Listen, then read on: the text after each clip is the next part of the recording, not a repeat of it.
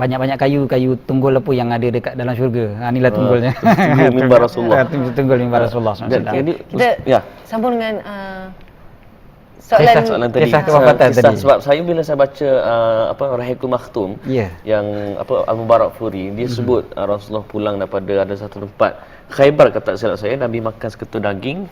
Daging itu ada racun. Dan akibatnya Nabi rasa sakit, dan itulah di antara detik-detik penghujung nyawa Nabi Muhammad SAW.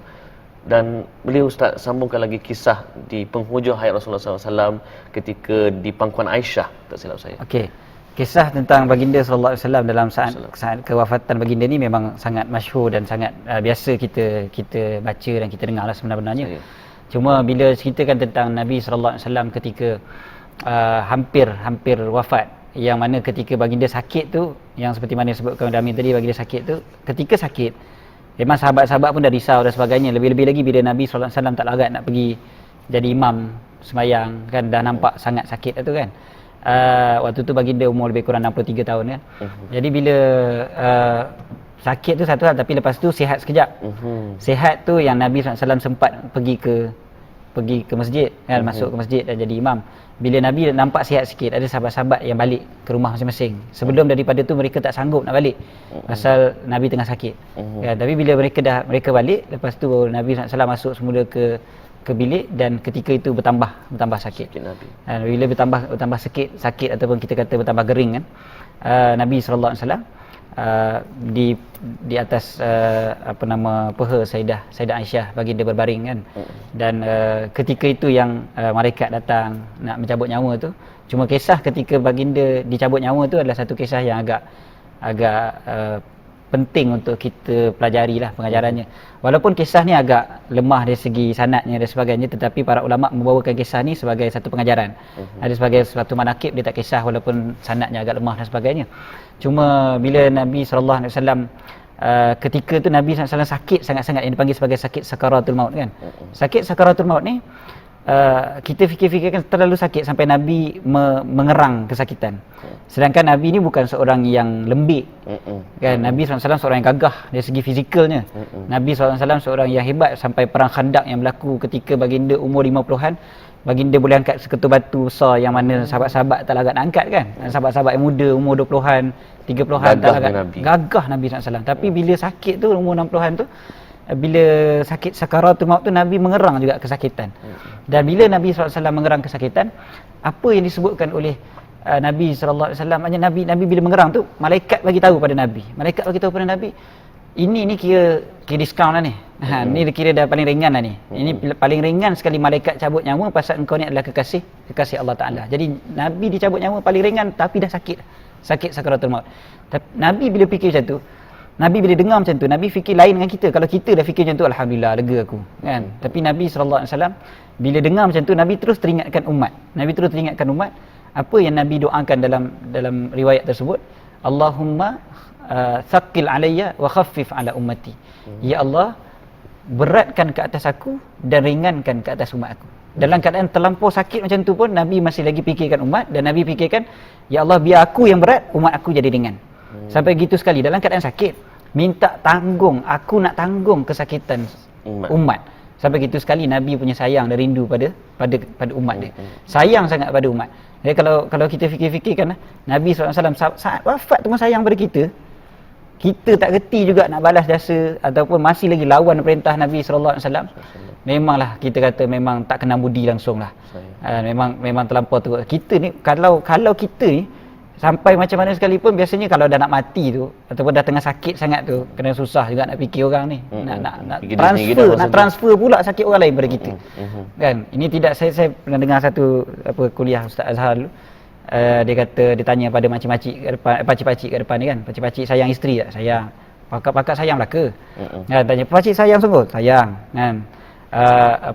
Sayang isteri sungguh? Sayang Ustaz, sayang sangat. Lepas tu tanya balik, pakcik, kalau lah malaikat datang, malaikat maut datang hari ni, jumpa pakcik, cakap, pakcik, hari ni saya datang, saya nak cabut nyawa. Pakcik pilih sama ada nyawa pakcik yang diambil ke ataupun nyawa isteri pakcik yang diambil. Pakcik nak pilih mana satu? Jawab betul-betul. Mencabar tu soalan tu. Mencabar. Saya rasa memang rata-ratanya akan cakap ambil nyawa isteri saya lah. Memang akan jadi gitulah. Maknanya walaupun sayang pun bila nak mati tu, kan. Tak semua orang yang gagah menghadapi memang. itu. Saya rasa tak ada orang yang gagah menghadapi mati secara senang-senang macam tu je. Betul.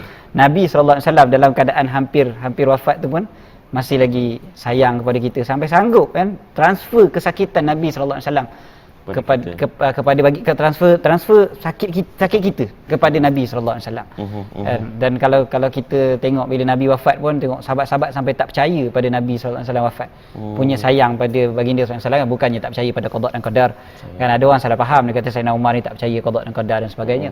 Tapi kalau kita fikir bukan pasal tak percaya tapi terlampau sayang macam kita unbelievable kata kan. Benda ya Allah aku sukar nak menerima kan dalam hati tu. Kita sekarang kita menerima pasal kita lahir pun memang Rasulullah dah wafat. Sekarang ni tinggal pada kita sama ada kita nak ambil ke tidak apa yang Nabi SAW tinggalkan ataupun kita tinggalkan begitu saja. Ini yang atas kita sekarang ni. Betul. Sebab ada Nabi sebut dalam khutbah terakhir Nabi sebut apa? Taraktu fikum amrayn ma in tamassaktum. Ini salah satu riwayat lah. Lan tadillu abada kitab Allah wa sunnat Rasulih. Allah bagi waranti lah kiranya. Kalau kita berpegang teguh kepada dua perkara tersebut, kita takkan sesat sampai bila-bila. Itu Quran dan juga sunnah. Persoalannya adalah kenapa Ustaz masih ada orang yang meragui tentang sunnah Nabi Muhammad SAW. Mereka menganggap orang ikut sunnah ni sebagai ortodok, ketinggalan zaman, tak cool. Kan, tak apa-apa. Bagaimana Ustaz? Dia kata apa barang nak ikut sunnah kan, apa barang nak baca dia kata kan, skema, poyo kan. Okey, dia sebenarnya kita pertama sekali kita pun ada pepatah dalam bahasa Melayu kata hanya jauh hari yang kenal manikam. Kan, jadi hanya orang yang mengetahui nilai satu benda tu dia boleh menghargai satu perkara tu. Hatta kalau kita tengok seni yang dilukis oleh artis-artis kita pun, kalau orang yang berjiwa seni saja boleh hargai. Betul lah kan, harga ribu-ribu lukis macam conteng kan. Kita tengok apa hal harga sampai berjuta kadang-kadang kan. Kita tengok macam conteng je, macam desain bacat macam tu je. Tapi pasal kita tak faham kan. Tapi bila dia faham, orang yang faham dia nampak ini berbeza dengan yang ni. Apa beza dengan aku cat macam ni je? Ada beza dia sebagainya. Tak apalah. Itu pada ahli dia. Sama juga macam sunnah Nabi sallallahu alaihi wasallam. Bila kita betul sayang pada Nabi dan kita faham kenapa kita perlu ikut Nabi, kita akan reti menilai sunnah Nabi. Kita akan reti bezakan mana yang sunnah, mana yang tak sunnah, mana yang aku patut buat, mana yang aku tak patut buat. Dan sunnah Nabi SAW cuma satulah, kita kena letakkan dalam minda kita juga. Maksudnya sunnah Nabi bukan hanya sekadar pada pakaian. Kan, bukan hanya sekadar pada kita nampak orang ni berserban berjubah tu confirm dia ikut sunnah Nabi. Itu pun satu sudut yang baik. Kan, tapi banyak lagi aspek-aspek lain yang kalau kita tak mampu nak buat yang ini, jangan tinggalkan semua kan. Jangan sampai kita tinggalkan sunnah Nabi. Jadi sebablah program-program yang ada di TV Hijrah ni macam Laukana Bainana ni sendiri, ataupun rancangan yang sangat Fattabi'uni, yang sangat-sangat hebat. Sangat-sangat kita kalau tengok tu macam semalam saya tengok yang pasal ambil dengan tangan kanan kan, benda simple je. Kita pergi gunting rambut, kita cakap dengan tukang gunting, cakap mulakan daripada belah kanan kerana ini adalah sunnah Nabi. Kan, jadi dan dapat pahala. Dan dapat pahala, kita dapat pahala, orang yang gunting rambut tu pun dapat pahala. Yang gunting rambut tu pula satu hari berapa kepala dia gunting? Katakanlah satu hari 20 kepala dia gunting. Satu bulan dah 600 kepala dia gunting. 600 kepala dia dah ikut sunnah Nabi SAW. Kita pula yang ajar dia. Kita yang ajar dia, kita dapat pahala. Setiap kali dia gunting kepala orang, setiap kali itu kita dapat pahala. Setahun ke apa? 10 tahun dia. Senang je dapat pahala kan? Senang je dapat pahala. Kerana nak ikut hidupkan sunnah Nabi SAW. Daripada sesimpel-simpel lah. Kan, orang yang bagi barang dengan tangan kanan, peniaga contohnya. Kan, dia setiap hari dia bagi barang pada orang, dia ambil duit daripada orang. Setiap kali dia bagi tu, macam ni kan contohnya. Kita bagi dengan tangan kanan. Kita dapat pahala kalau kita niat ikut sunnah Nabi sallallahu alaihi wasallam. Kan, jadi sunnah Nabi sallallahu alaihi wasallam ni kita boleh praktiskan. Dan juga satu lagi, jangan kita berasa malu, jangan kita berasa segan dengan sunnah Nabi sallallahu alaihi wasallam. Kan, dan sebenar-benarnya cool tak cool ni dia bukan pada pakaian semata-mata. Kan, memang ada, saya tak nafi ada orang yang berpakaian jubah serban tu dia terus berjiwa kasar, garang kan. Tengok orang terus jahat-jahat semua belaka kan. Masya-Allah, astagfirullah, naudzubillah. Neraka. Ustaz, satu lagi, contohnya orang tu dia dah senyum dan Nabi sebut tabassuka fi wajhi akhika sadaqah. Maksudnya senyum tu juga adalah sunnah. Tapi kalau dia tak niat pun untuk ikut sunnah dan tak tahu pun itu adalah sunnah, adakah dia akan dapat pahala sunnah? Itu yang ruginya. Bila kita tak tahu. Itu sebablah kita nak amalkan sunnah, kita kena belajar. Jadi belajar ni sebenarnya satu benda yang sangat untung. Itu sebablah bila Allah Ta'ala bezakan antara orang yang tahu dengan orang yang tak tahu kan. hal yastawi alladziina ya'lamun wal ladziina la ya'lamun. Beza antara orang yang tak tahu dengan tak tahu ni salah satunya adalah sudut pahala juga. Masa kadang-kadang kita tak tahu benda yang kita buat selama ni rupa-rupanya adalah sunnah, adalah pahala. Pahala saja. Sedangkan simple je, simple acts kan orang kata, bukannya susah. Dan kalau kita tengok bila kita nak buat satu benda sunnah ni bukan satu benda yang terlalu berat kadang-kadang, benda yang kita dah buat tiap hari, cuma kita tak tahu benda tu pahala. Saya ambil contoh satu. Saya pengajar satu pejabat tu tentang adab-adab wuduk, ambil semayang. Simple je. Saya kata salah satu dalam kitab tersebut ada ambil semayang pertama sekali menghadap kiblat. Saya tanya kepada staff kat situ, tempat ambil semayang dekat office ni menghadap mana? Menghadap kiblat Ustaz? Tahu tak selama ni menghadap kiblat tu sunnah? Tak tahu Ustaz. Jadi selama ni ambil semayang menghadap kiblat tu tak dapat pahala apa? Pasal kita tak tahu itu adalah sunnah Nabi. Tapi selepas daripada ni dapat pahala pasal dah tahu. Sedangkan sama je tiap hari ambil semayang belakang. Mana kita kena tahu dan niat tu di situ kita buat ni ikut sunnah. Ya, berdasarkan pada ilmu dan niat yang ikut sunnah Nabi SAW. Pahala insya-Allah. So kita untuk segmen ni masih ada masa lagi? Kita rasa dah jadi kita boleh suntuk masa. Minta Ustaz untuk buat kesimpulan tentang bagaimana kita sebagai orang ramai sekarang di zaman sekarang tahun 2012 ni kita nak betul-betul amalkan cara hidup kita, macam mana cara Nabi, dan macam mana kita nak kata betul-betul kita ni rindu pada Nabi. Silakan. Okey, bila kita kena tahu bahawasanya kita bila sebut tentang rindu pada Nabi SAW, cinta pada Nabi SAW, dia bukan retorik. Dia bukannya semata-mata percakapan di mulut ataupun kita berarak semata-mata.